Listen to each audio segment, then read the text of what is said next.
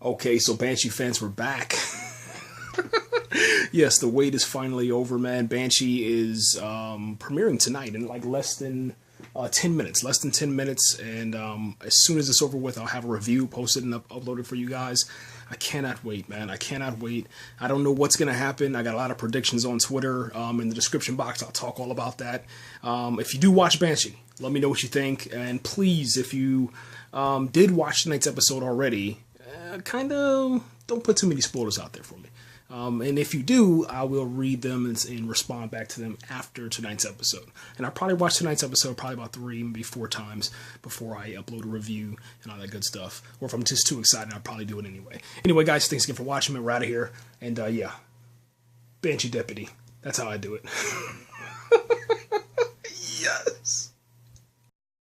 Okay, Banshee fans are back. I got a whole bunch of notes, man, from the season 3 opener. It went by fast, let me just say that. But as a Banshee deputy, I'm very excited. I'm thrilled, and I think that they did a good job. So, Cinemax, thank you. Everybody, cast, crew, directors, man, excellent job. Last season, season 2, it was the craziest season finale that I've ever watched on television. I didn't know how the show was going to move forward for season 3. I mean, obviously, if you're a fan of Banshee, if you're a Banshee, okay, you know that we relocated from one state down to the south, okay. I actually thought that I would actually, witness the filming of Banshee, but I had to move to Hawaii, so here I am. Anyway, I thought that the show might, just a small teensy bit of hesitation as far as for season 3. I didn't know. I knew it was going to be good, but I didn't know it was going to be this good. Major spoilers, man. So if you haven't had an opportunity to watch season 1 and 2 of Banshee, stop listening now. Major spoilers. Let's begin. What I loved about it was how the previously on Banshee material covered seasons 1 and 2. Good job. I absolutely.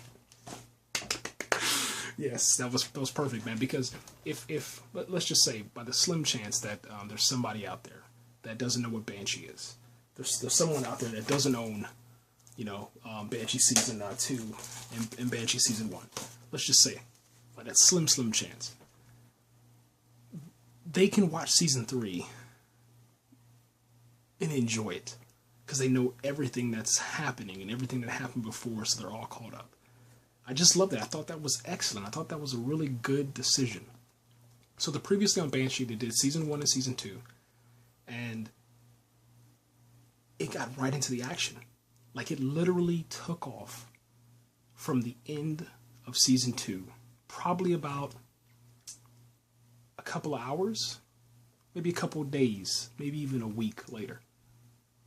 They tracked down Hondo, who killed Emmett and Meg, and we got that sweet, glorious Banshee justice. Oh.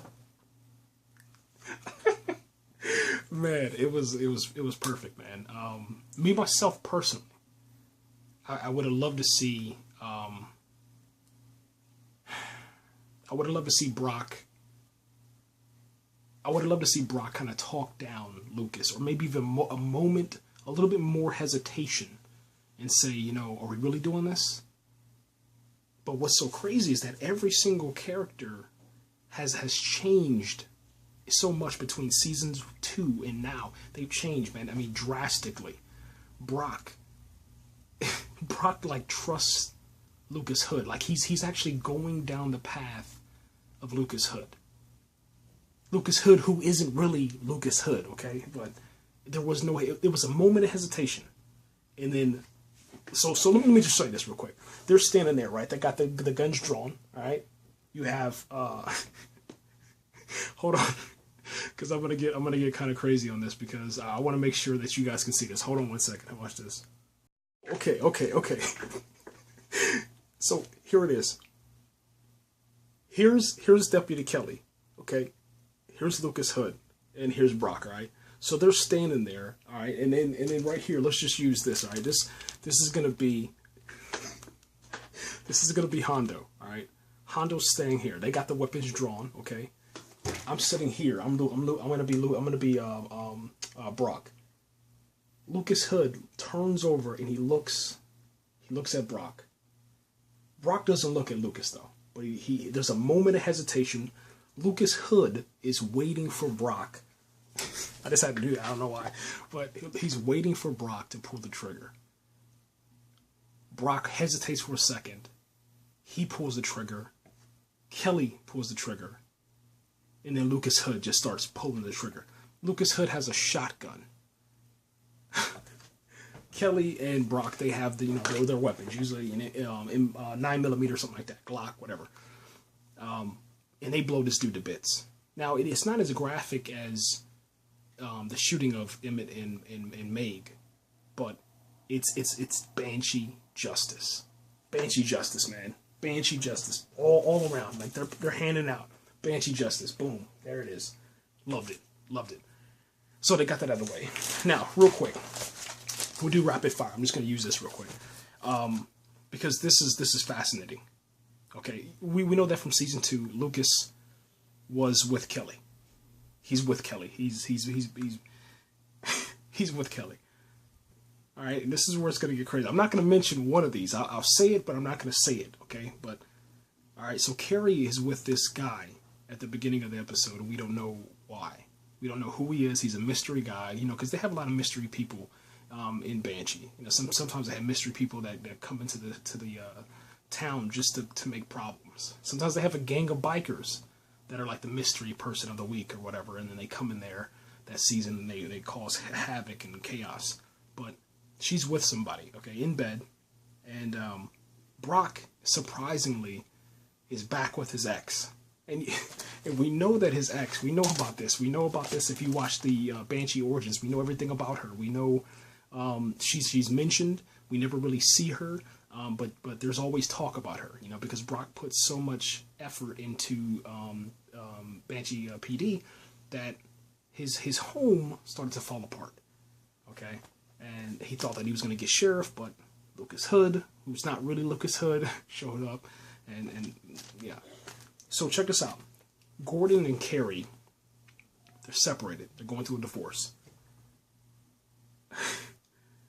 Carrie is actually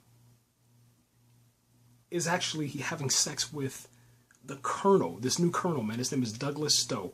And check this out. This is how all these characters that are trying to move forward in their life in Banshee start to come back together instantly. All right. So this is a crazy thing. I gotta stop. Okay. All right. So Carrie, she's with Colonel Douglas Stowe. All right. Chayton. Let's go to Chayton. Chayton decides that he's coming back to Banshee because of the death of Alex Longshadow. He takes an arrow, like bow and arrow. Okay, bow and arrow. Just maybe like let's go seven arrows, bow, and he attacks a Marine convoy. Just Chayton, because this is Chayton we're talking about. We're not talking about anybody else. We're talking about Chayton, this. Hello, my name is Chayton. How crazy deep voice this dude is, man. It's nuts, man. But anyway, he attacks the Marines. The shipment goes down. All right, he takes the Marine convoy had some weapons. He takes that off, and drives it off. Lucas Hood and Chayton get into a little shootout. But Chayton's not even worried about this, man. He's rolling with this Thunderman power, it seems like, or whatever the hell he's. I think he has special powers to me. I think he's a superhero, to be honest, but I'm pretty sure that's wrong. But I think he's like some sort of, I don't know, he has some like ancestral blood flowing through him because of the Banshee origins. He has some dude that, some old dude, seriously, like I don't know, Raiden off of Mortal Kombat, like put the blood on him. And he was like, Natiosa. He started doing all that, man. But ever since that old man put that stuff on him, he's just been in another realm. Like uppercutting people. Just you name it. Anyway, so after Chayton takes the weapons and drives him off, Lucas has to go and, do the police duties that he really shouldn't be doing, but he's still doing it because I guess he's just, I don't know why he's doing that. Because, I mean, he has to play the part, don't get me wrong, but it is funny when he actually has to do police work. Because he's not a cop. Stop. Okay. He's not a cop, but he has to play the role. So anyway, he goes to the Marine base. The Marines let him in after he explains the story, that it's his jurisdiction because there was a murder outside of the police base, or the military base, excuse me. So we start hearing about this colonel who's running this base, and his name is Douglas Stowe. And they don't show his face, man. This is what's so brilliant about Banshee. They just show the dude walking, okay? First they show the back of his hand right here. You know what I'm saying? He's walking. He has his thumb, and everything. He looks like a soldier, okay? And he looks like a damn fine Marine. And then all of a sudden they show a little bit of the back, okay? And then after that they show his shoulders. And then all of a sudden they show a little bit of his chin, his jaw. And you're like, oh, dude, that's I know that face from somewhere. First, I mean, I got kind of excited, I guess, in a weird way because I was like, yo, that's Rabbit. But... that's not Rabbit, obviously, because Rabbit's dead. But anyway, once Lucas and this dude meet, it's already like this energy, because the dude is a Marine. He's a colonel. He's a Marine. He's a badass. He knows his stuff, and first off he doesn't like Lucas because he thinks that Lucas is trying to come into his base and undermine his authority. As a colonel, and also he's just a civilian. Lucas is just a civilian. He doesn't need to be on the military base saying anything. Anyway, long story short, we now know that the colonel does not like Lucas Hood. Lucas and Carrie have not been talking because Lucas is with Kelly. Kelly has not been talking to Carrie either, but what they've been doing is everybody's been eating at the diner. Carrie is now working at the diner, okay? And now Lucas and Carrie are interacting, all right? So the colonel, who Carrie is sleeping with, doesn't like Lucas. Lucas doesn't know that Carrie and the colonel are sleeping together. And the colonel doesn't know anything about Carrie and Lucas. But now there's this drama. There's this beef, all right? And they got to find the money and all that other stuff. Now, check this out. Here's what makes it even crazier.